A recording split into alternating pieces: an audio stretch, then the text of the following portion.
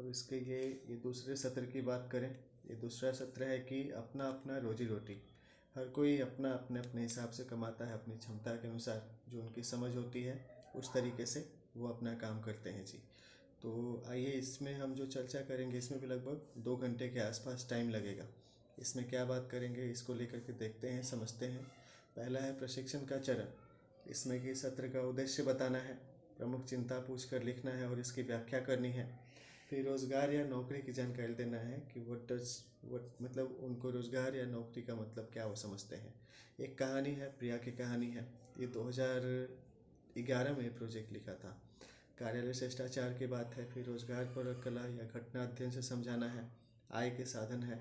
एक भोलू गायत्री की कहानी पर पात्र अनुभव है। फिर आपकी अपनी रोजगार पर योग्यता नाटक है।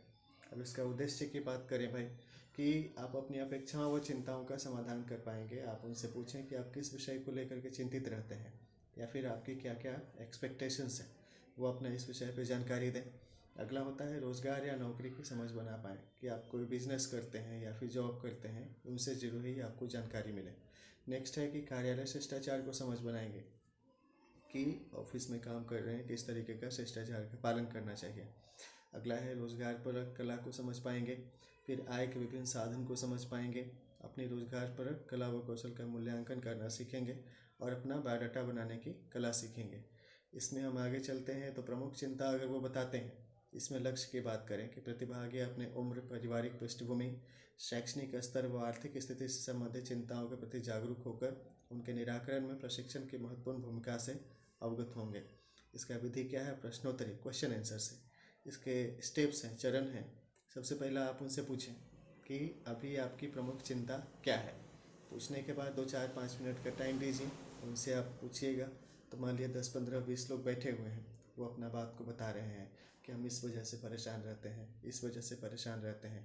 उनकी बातों को आप कहीं लिख लिए, नोट कर लिए, उनके सामने डिस्प्ले कर लिए। इसमें भी 5 10 मिनट लग जाएगा। तब नेक्स्ट है कि वो किस तरीके की संभावित प्रतिक्रिया देंगे।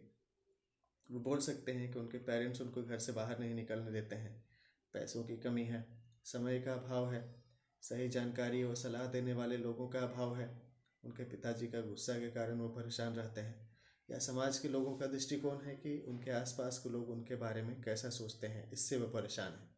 अब बात होती है वर्तमान में रोजगार के अवसर की जानकारी न रहना, कि अभी कहाँ कहाँ किस तरीके का वैकेंसी निकला हुआ है। अगर इसकी जानकारी उनको मिल जाती है तो उस हिसाब से वो अप्लाई कर सकते हैं।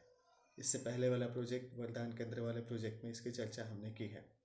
अगली बात होती है कि उनकी चिंताओं को उनकी जिम्मेदारियों से जोड़कर प्रशिक्षण कार्यक्रम से उनके निराकरण की समझ बनाने हेतु गतिविधि का समापन करने की बात होती है। ऐसे ये बात बढ़ती है।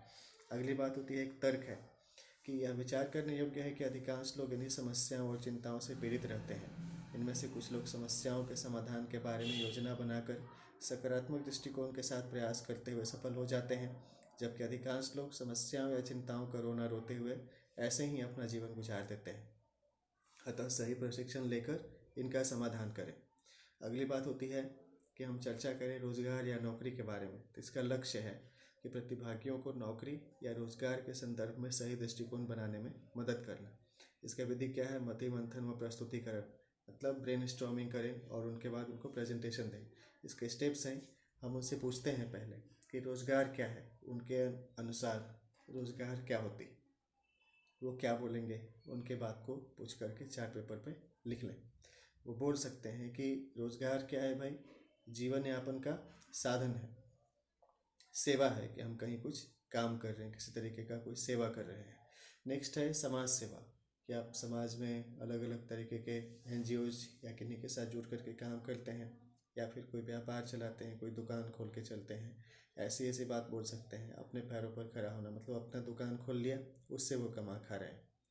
फिर नौकरी के बारे में बोल सकते हैं कि नौकरी आपकी आने वाली परेशानियों को दूर करती है, समाज में अलग पहचान मिलती है, परिवार में वर्चस्व बढ़ता है कि भाई कमाने खाने वाला आदमी है तो भाई ऐसा कर रहा है। फिर सभी काम पर अपना अलग अलग महत्व होता है सभी काम का, और व्यक्तित्व परिवर्तन होता है। इनसे जुड़ी हुई बातें उपरोक्त बिंदुओं की चर्चा करते हुए यह समझाएं कि जॉब, नौकरी या रोजगार आपके जीवन यापन की विभिन्न आवश्यकताओं को पूरा करने का साधन है। आप इसमें प्रस्तुतिकरण दे सकते हैं, इनकी चर्चा कर सकते हैं। जैसे कि विषय हो गया कि जॉब या रोज़गार या नौकरी है, ये क्या है भाई? कोई भी कर्मचारी है, वो कर्मचारी क्या कर रहा है? श्रम कर रहा है, मतलब मेहनत कर रहा है। 8 घंटा 10 घंटा ऑफिस में काम कर रहा है, ये उसका समय लग रहा है। अब सबकी अपनी अलग अलग कुशलता है, सब लोग अलग अलग तरीके के काम करने में माहिर हैं, उनकी कुशलता है और उस काम करने का उनका अनुभव है। इसके आधार पर किसी विशिष्ट कार्य के संपादन के बदले में किसी व्यक्ति या संगठन द्वारा, कोई व्यक्ति है या कोई संगठन है जिनके लिए वो काम कर रहे हैं, यदि धन या फिर अन्य संसाधन के आदान प्रदान की जाती है, उनको दिया जाता है, इसकी सहमति को रोजगार, नौकरी या जॉब कहते हैं। ऐसे हमने अपनी व्याख्या की, आप अपने हिसाब से इसको और बेहतर तरीके से बता सकते हैं। अब बात होती है, अतः सकारात्मक दृष्टिकोण के साथ नियुक्त कार्यभार का संपादन करना चाहिए। अपनी क्षमता को बढ़ाने से आप अपने कैरियर में भी प्रोन्नति के अवसर प्राप्त करते हैं। निष्कर्ष है कि अपने कार्यभार और पद के प्रति सही दृष्टिकोण रखने से कार्य क्षमता का विकास होता है और आपकी उत्पादकता बढ़ती है। इसमें एक स्टोरी है भाई, एक स्टोरी के बारे में समझते हैं। एक प्रिया की कहानी मान ली, हमने स्टोरी किया। लक्ष्य है प्रतिभागियों को कार्यालय शिष्टाचार का पालन करने और अपनी रोजगार परक जानकारी, कला, कौशल व दृष्टिकोण को उन्नत बनाकर आप अपने क्षेत्र में सफलता प्राप्त कर सकते हैं। विधि है कि आप उनको कहानी सुनाते हैं, उसके बाद कुछ क्वेश्चन पूछिए, फिर उनसे डिस्कस कीजिए और ग्रुप कार्य करवाइए। इसके स्टेप हैं कि आप इनको पहले कहानी सुनाइए। जैसे एक ऐसी कहानी है, प्रिया नाम की कोई एक बालिका है जो काम करती है, एक गैर सरकारी संस्था में रिसेप्शनिस्ट का काम करती है। इसलिए कुछ दिन से उसके वरिष्ठ अधिकारी और सहकर्मी से ताने सुनने को मिल रहे थे। कोई उससे सीधे मुंह बात तक करना नहीं पसंद कर रहा था। वो बहुत ही परेशान थी कि आखिर ऐसा क्यों हो रहा है। मन ही मन उसे लग रहा था कि अब उसके लिए इस कंपनी में काम करना संभव नहीं हो सकता। वह बहुत परेशान थी। इसी बीच उसके कार्यालय में एक प्रशिक्षण कार्यशाला का आयोजन किया गया। प्रशिक्षक ने बताया कि यदि किसी कारणवश हम लोगों की उपेक्षा का शिकार हो रहे हैं तो हमें सोचना चाहिए कि आखिर ऐसी कौन सी गलती है जो मुझे आगे बढ़ने से रोक रही है। हमें उन बातों की सूची बनानी चाहिए। हम अपनी गलतियों को सूचीबद्ध करके उनका मूल्यांकन कर सकते हैं। आगे चलकर सुधारात्मक पहल करके हम अपना विकास कर सकते हैं। प्रिया ने इस सीख को अपने जीवन में अपनाया और इसके परिणाम स्वरूप अगले महीने आते आते ही वह सबकी प्रिय सहकर्मी बन गई। अब ऑफिस में उसके प्रमोशन की भी बात चल रही है। यानी कि लर्निंग के साथ हमारा डेवलपमेंट होता है और सारा चीज़ चेंज होता है। अब उनसे पूछें कि इस कहानी से क्या सीख मिली। 2 4 5 10 मिनट टाइम दे करके पूछ करके उनकी प्रतिभागियों की प्रतिक्रिया है, इनको चार्ट पेपर पर लिख लें। अब कहानी से सीख बतावें। निष्कर्ष यही है कि व्यवहारिक स्तर पर समस्या से अवगत होकर उनके प्रति संवेदनशील होकर उनके निवारण हेतु आवश्यक जानकारी, कला, कौशल का विकास करके सकारात्मक दृष्टिकोण के साथ अपने व्यवहारिक जीवन में उनके अनुप्रयोग से अपना विकास कर सकते हैं। नेक्स्ट टॉपिक हो गया कार्यालय शिष्टाचार। इसमें जो लक्ष्य है कि व्यवहारिक जीवन में, घर और विद्यालय में सिखाए गए अनुशासन के महत्व और उपयोगिता को समझने में प्रतिभागियों की मदद करना। समूह कार्य से करिए। प्रशिक्षण के चरण है, आप उनसे पूछिए कि कार्यालय शिष्टाचार क्या होता है। ये सवाल पूछ दिया। अब उनके बाद उनसे आप बोलने को कहिए कि आप अपना रिस्पॉन्स बताइए, आपके अनुसार क्या है। हो सकता है उनकी प्रतिक्रिया जो आएंगी उनको आप चार्ट पेपर पर लिख लीजिए। उनकी प्रतिक्रियाएँ आ सकती हैं कि समय पे आना है, आवेदन पत्र का प्रयोग करना है, कोई चीज़ को एप्लीकेशन लिख करके अपने सीनियर को देना है जिनके साथ काम कर रहे हैं। सीक्रेसी मेंटेन रखने की बात है। जिस कंपनी के साथ जिस विषय पर काम कर रहे हैं वो एक सीक्रेसी मेंटेन की बात है। मैनर्स का पालन करना है कि हाँ, सीनियर अगर आते हैं तो good morning, good evening, good afternoon जो चीज़ है वैसा एक उसका आपने फॉलो किया। आपस में ऐसा व्यवहार किया कि किसी से झगड़ा नहीं हो। पीछे पीछे निंदा नहीं करना, ये भी चीज़ है। नियम का पालन किए। सूचना पत्र मतलब नोटिस है, इसका आप यूज करें। कार्य करते समय बात नहीं करना है। और ऐसा चीज़ है, अपने से वरिष्ठ अधिकारी की गलती पर उन्हें सबके सामने नहीं टोकना है। मान लिया कोई सीनियर है, आपको लग रहा है कुछ गलती उनसे हो रही है तो सबके सामने थोड़ा सा इंटरप्ट मत करिए। उस हिसाब से देखने की बात होती है। अब कार्यालय शिष्टाचार की प्रस्तुतिकरण दीजिए अपने हिसाब से। जैसे कि संभावित इसकी बात ऐसे हो सकते हैं, इनको और विस्तार किया जा सकता है। कार्यालय शिष्टाचार शिष्टाचार की सैद्धांतिक और व्यवहारिक जानकारी सभी को उनके घर और विद्यालय में दिया जाता है। उपरोक्त अनुशासन को अपने व्यवहार में समाहित करके हम स्वतः और सरलतापूर्वक सभ्य नागरिक की श्रेणी में आ जाते हैं। हमारा व्यक्तित्व कार्यालय शिष्टाचार का अनुकरण करने के योग्य हो जाता है। इसमें रोजगारपरक कला है, लक्ष्य है। रोजगार प्राप्त करने हेतु आवश्यक कला कौशल से परिचित हो पाएंगे और इन्हें विकसित करने का निर्णय ले पाएंगे। अगला है विधि है घटना अध्ययन, मति मंथन व प्रस्तुतिकरण। इसके चरण है भाई घटना अध्ययन एक सुनाइए कि मान लिया कोई एक कार्य करता है, वो अपना बात बताए। उसने कहा, इसको आइए पढ़ते हैं। एक व्यक्ति है जो अपना कहानी कह रही है। मेरा नाम विनीता है, मैं बीए द्वितीय वर्ष की छात्रा हूँ। एक मध्यम वर्ग के परिवार के आने के कारण मेरे पापा बहुत मुश्किल के साथ मेरी पढ़ाई और घर का खर्च चला रहे हैं। मैं बैंकिंग की तैयारी कर रही हूँ और अपनी पढ़ाई के खर्च उठाने के लिए किसी भी सरकारी या निजी क्षेत्र में अल्पकालीन अथवा पूर्णकालीन या कॉन्ट्रैक्ट आधारित नौकरी की तलाश कर रही हूँ। इसी बीच मुझे पता चला कि मान लिया एक संस्था है, एक जहाँ मैं इस प्रोजेक्ट को पहले इम्प्लीमेंट किया था, ये वहाँ का नाम है ज्ञान टेक्नोलॉजिकल सिस्टम प्राइवेट लिमिटेड। आप कोई अपना संस्था का नाम लिख सकते हैं। कि मुझे पता चला कि इस संस्थान में रोजगारपरक कला विकास प्रशिक्षण कार्यक्रम व साक्षात्कार कार्यक्रम का आयोजन किया जा रहा है। तो मैंने कोर्स ज्वाइन किया और प्रशिक्षण के दौरान मुझे कार्यालय शिष्टाचार, संवाद के नियम, साक्षात्कार देने का तरीका और सर्वेक्षण करने का तरीका सीखने को मिला। यह प्रशिक्षण रोमांचकारी था। प्रशिक्षण के मार्गदर्शन में मैंने एक इंश्योरेंस कंपनी में साक्षात्कार दिया और मेरा प्रदर्शन अच्छा रहा। मैं अब कालीन रूप से अपनी पढ़ाई का खर्च निकालने में सक्षम हो गई हूँ। अब मैं अच्छी तरह से आगे के कैरियर हेतु तैयारी भी कर रही हूँ। तो इसमें एक जर्नी हुआ। कोई एक व्यक्ति है जिसको कि जॉब चाहिए थी, उसको पता चला कि यहाँ पे ट्रेनिंग हो रहा है। उसने ट्रेनिंग में भाग लिया।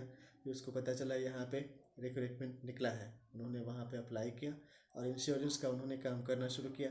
अब इंश्योरेंस से उनको भी इनकम हो जाती है और पढ़ाई से उनका जो चीज़ है, इस आधार से उनका अपना डेवलपमेंट का आगे रास्ता बन गया। इस तरीके से एक दूसरा कहानी है कि एक व्यक्ति है, वो बोलता है कि मेरा नाम कृष्णा है, मैं गरीब परिवार से संबंध रखता हूँ। मेरे पिताजी किसान हैं, किसी तरह से खेती करके वे परिवार का खर्च चलाते हैं। मैंने सरकारी विद्यालय से मैट्रिक की परीक्षा पास की है। मैं चाह रहा था कि मैं अपने आगे की पढ़ाई का खर्चा खुद से उठाऊं। एक समाज सेवक के सहयोग से मुझे ग्रामीण विद्यार्थियों को कोचिंग पढ़ाने का अवसर मिला। इस अवसर से मेरी प्रशिक्षण कौशल व संवाद कला का विकास हुआ। अब मैं बेहिचक किसी से भी बात कर लेता हूँ। मैं अपनी कमाई के खर्च से कंप्यूटर कोर्स कर रहा हूँ। अभी अभी मुझे रोजगारपरक कौशल विकास प्रशिक्षण कार्यशाला सह साक्षात्कार कार्यक्रम की जानकारी मिली। मेरे कंप्यूटर संस्थान पर आयोजित इस प्रशिक्षण कार्यशाला में भाग लेने से मुझ में आत्मविश्वास आया है। मैंने अपना बायोडाटा भी बना लिया है। साक्षात्कार का अनुभव मुझे रोजगार प्राप्त करने में मदद करेगा। अब इस कहानी से क्या सीखें कि एक लड़का है, वो गाँव का लड़का है, वो अपना बताया कि मेरे पिताजी किस तरीके से खेती करके काम करते हैं। उन्होंने जैसे तैसे मेहनत किया, पढ़ाया, मैट्रिक पास कर लिए। अब आगे चीज़ है कि वो चाहता था कि अपना खर्चा खुद उठाए, तो वो कंप्यूटर कोर्स कर रहा था। वहीं पर उसको एक ट्रेनिंग मिला कि ऐसे ऐसे करके हम जॉब ले सकते हैं। उन्होंने ट्रेनिंग में भाग लिया, फिर अपना बायोडाटा बनाया, फिर अप्लाई किया। उसके बाद उसको जॉब मिल गया। जॉब लेकर के अपना काम भी कर रहा है और साथ ही अपना पढ़ाई भी कर रहा है। तो आप प्रतिभागियों से पूछ सकते हैं घटना से संबंधित सीख के बारे में, इससे आपने क्या सीखा। अब बात होती है रोजगारपरक कला का परिचय और विवरण पूछकर चार्ट पेपर पे लिख लें। वो खुद ही बताएंगे कि हम अगर ऐसे काम करेंगे तो हम एक अच्छा एम्प्लॉय के रूप में काम कर सकते हैं, हमारा डेवलपमेंट हो सकता है। फिर रोजगारपरक कला का परिचय व प्रस्तुतिकरण दे दें। अब इसमें आय के साधन है, एक टॉपिक है, इनको बताना है। जैसे कि उद्देश्य है प्रतिभागियों को आय के विभिन्न साधन से अवगत कराना है, विभिन्न प्रकार के कार्यों व उनकी उपयोगिता को समझाना है, अपनी वर्तमान योग्यता के अनुरूप किसी कार्य में संलग्न रहने हेतु प्रोत्साहित करना है। अब इसकी विधि क्या है? समूह कार्य है, मति मंथन है और प्रस्तुतिकरण। आइए इसको आगे समझते हैं। प्रशिक्षण के चरण है कि लोग किस किस प्रकार से अपना जीविकोपार्जन करते हैं। हमने पूछा, हमारा सवाल रहा, आप जो ट्रेनर हैं आप उनसे पूछते हैं कि लोग किस किस प्रकार से अपना जीविकोपार्जन करते हैं, तो उनकी प्रतिक्रियाएँ आ सकती हैं कि वो सरकारी नौकरी से कमाते हैं, प्राइवेट जॉब करते हैं, या रेलवे में काम कर रहे हैं, बैंकिंग में हैं, इंजीनियरिंग कर रहे हैं, डॉक्टर हैं, मास्टर हैं, बिजनेस करते हैं, एक्टिंग करते हैं, डांसर हैं, गाना गाते हैं, सिंगिंग करते हैं, टीचिंग करते हैं, मजदूरी करते हैं। कुछ लोग हंसी मजाक में बोलेगा कोई चोरी करके ही अपना घर चलाता है, कोई तस्करी करता है, किडनैपिंग करता है, ब्लैकमेलिंग करता है, कोई सुपारी लेता है, डकैती करता है, मिलावटखोरी करता है, बेईमानी करता है, घूस लेता है, कमीशन लेता है, कॉन्ट्रैक्टर है, ठगी है, भीख मांगना है। अब इसमें कुछ अच्छा है, कुछ बुरा भी है। जब ये लोगों ने अपना अपना हिसाब से अपना प्रतिक्रिया दिया, मिलावटखोरी को समझने के लिए मिस्टर इंडिया फिल्म में देखिए, उसमें अनिल कपूर इस चीज़ को बताते हैं, और सारा अलग अलग चीज़ को लेकर के लोग अपना समझ सकते हैं। अब इसके बाद होती है कि इतना तरह से लोग अपना कमाते हैं, तो इसमें आय का कानूनी साधन क्या है भाई, और आय का गैर कानूनी साधन क्या है, इसमें अंतर स्पष्ट करने के लिए समूह कार्य करवाएं। आय के अनैतिक और नैतिक साधन के व्याख्या सहित प्रस्तुति दें। जैसे आय के अनैतिक साधन है, मतलब ये गलत है, ऐसा नहीं किया जाना चाहिए। चोरी है, डकैती, लूट, ठगी, मिलावटखोरी, बेईमानी, तस्करी, अपहरण, भीख मांगना, सुपारी लेना, मतलब किसी को जान मारने के लिए किसी से पैसा ले लिए और उसके बाद कि ये सब आपराधिक कृत्य है, ये सब नहीं करना चाहिए। घूस लेना, हड़प लेना किसी का चीज़, या ब्लैकमेलिंग करना, ये सब अनैतिक साधन है। अब होती है आय का नैतिक साधन। तो नैतिक साधन में क्या है, नौकरी करें, पेशा करें, निवेश करें, व्यापार करें। तो आय के विभिन्न साधन के बारे में अवगत रहने से स्वयं निर्णय लेने की क्षमता आती। सही और नैतिक साधन से अवगत होने से वे या आप अपनी योग्यता के अनुसार उपयुक्त आय के साधन का चयन करके आर्थिक रूप से आत्मनिर्भर हो सकते हैं। इसमें एक कहानी है, भोलू और गायत्री की कहानी है। इस पर पात्र अभिनय है, रोल प्ले करने की बात है। इसका उद्देश्य हुआ प्रतिभागियों को रोजगार प्राप्त करने में शिक्षा की भूमिका को समझाना है। समूह कार्य है। स्टेप क्या है, प्रतिभागियों को दो दो के समूह में वर्गीकृत करते हैं कि सब दो दो एक साथ बैठो। उन्हें पात्र अभिनय हेतु निर्देशिका प्रपत्र पढ़ने हेतु दे दें कि इसको पढ़ो और इसके आधार पर तुमको एक्टिंग करके अपना बताना है। फिर स्थिति एक पर समूह द्वारा पात्र अभिनय का अभ्यास करावें। अब प्रतिभागियों से इनसे सीख पर परिचर्चा करें। आइए इसको देखते समझते हैं। जैसे पात्र अभिनय के लिए हमने बनाया, ये पहला है। परिदृश्य एक है, भोलू राम या गायत्री की नौकरी की बात है। तो पात्र परिचय पहला देखते हैं। एक भोलू राम या गायत्री। भोलू या गायत्री हैं, वो गांव के रहने वाले हैं। अल्हड़पन और परिवेश के कारण इनके परिवार वालों ने इनकी पढ़ाई पर ध्यान नहीं रखा, ये सिर्फ अपना नाम लिखना जानते हैं।